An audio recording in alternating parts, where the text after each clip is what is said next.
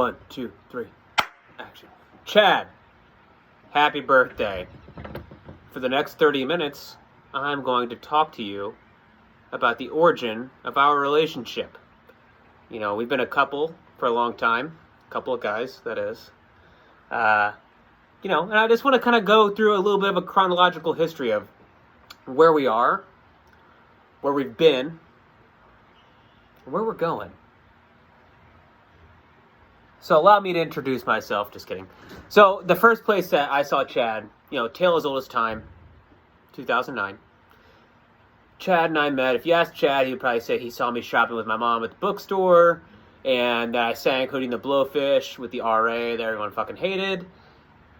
And that's all true. I did. I'm a sucker for Hootie and the Blowfish. I'm a sucker for landscaping and underprivileged communities.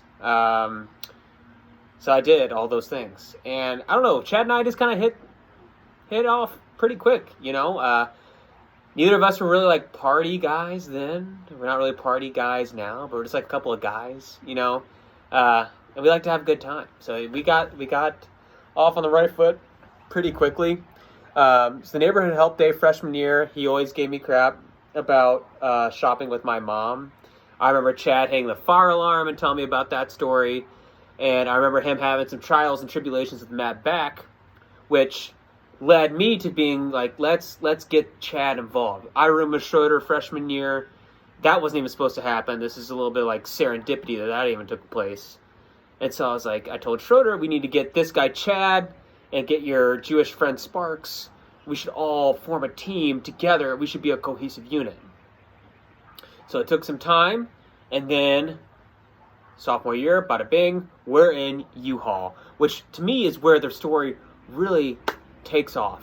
So in U-Haul, we're having some good times. We're just doing like regular guy shit, chewing tobacco, doing recreational things, drinking. I remember Chad would just have like soda and stuff, and he would like try to drink a soda, and Sparks would just like funnily like pour vodka in it like 10 o'clock in the morning, like do stuff like that, guy shit.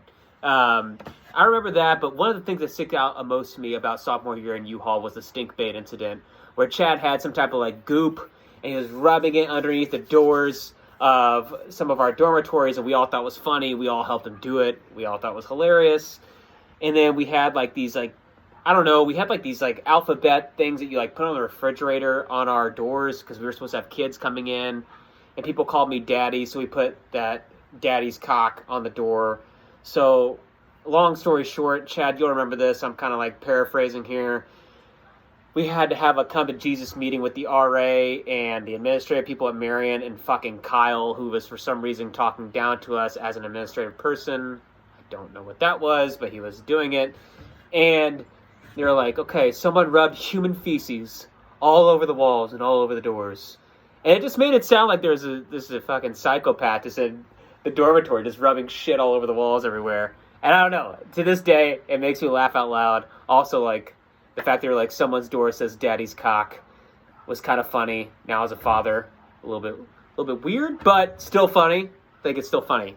So that's sophomore year. A couple other things I want to say. High Woods. You know what that means. I'm not going to go any further there. And then, so sophomore year takes us to junior year at the Knoll House. 80s parties. Toga parties. Highlighter parties. Just guys being dudes with chicks that were chicks. And we were hanging out, having a good time. Oh, I should probably also mention that you were there the first time I decided to talk to my now wife. That's probably important to mention as well. Where I said that, hey, that chick out there is pretty hot. I'm going to go talk to her. That chick was Brittany. So yeah. Wow, we covered we've been through a lot of shit together. Wow. When you write it down like this, it's kind of crazy. A couple other things I wanted to note. Knoll House parties. You know what? There's so many things that could be said there, and I don't know if I have the time on this 30-minute video to go through them all, so I won't, but just know that I know that you know, and I know that you know. Shoo train at baseball games. Shoo. Pissing off Brett Metcalf. Good times, honking the horn, just really being assholes. Getting drinking tickets and then me talking my way out of a drinking ticket. Honestly, I think that was like, you may have started my sales career right then and there, dude. Like just me blatantly doing something wrong and then just talking my way out of it. I think that's like 90% of what I do for a living. So thank you for that. And then graduation, dude, like fucking graduated college together, dude. Like we went through a lot of bullshit and somehow we still made, above 3.0. Like I feel like our house is like fucking National Honor Society, minus Kyle and Jack. I'm not even sure if he actually went to school. I don't know if Jack actually went to school. He may have actually been a figment of our imagination. Yeah, that's weird to think about, right? Yeah, it's weird. But anyway, he probably was real. For the sake of this conversation, I think he may have been real. So we graduated. So that's a little bit of like, historical where we were. Now I want to talk about where we are.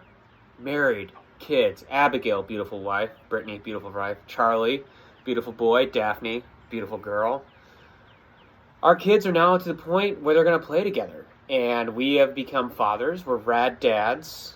And we're just like good looking, smart, hung dads. And we're just like hanging out, So I think that's pretty badass. And I think a lot of people are probably jealous of like the things that we have going for us. And they should be.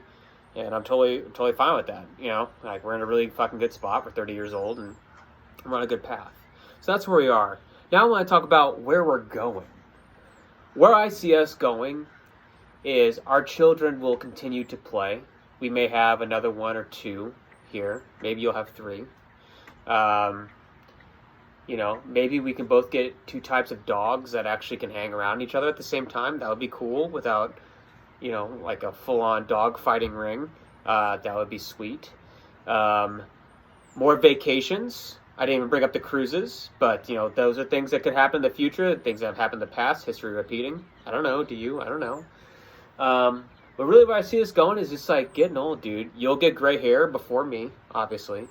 You'll get gray hair, and I'll support you in that.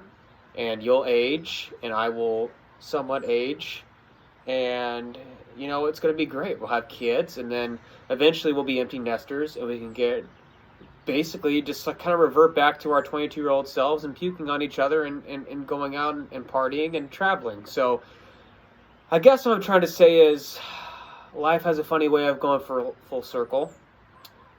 I'm a little drunk right now. We just saw each other at Schroeder's diaper party. But I love you. And I hope you found some type of belonging in this incoherent rambling that I did. Happy birthday, buddy.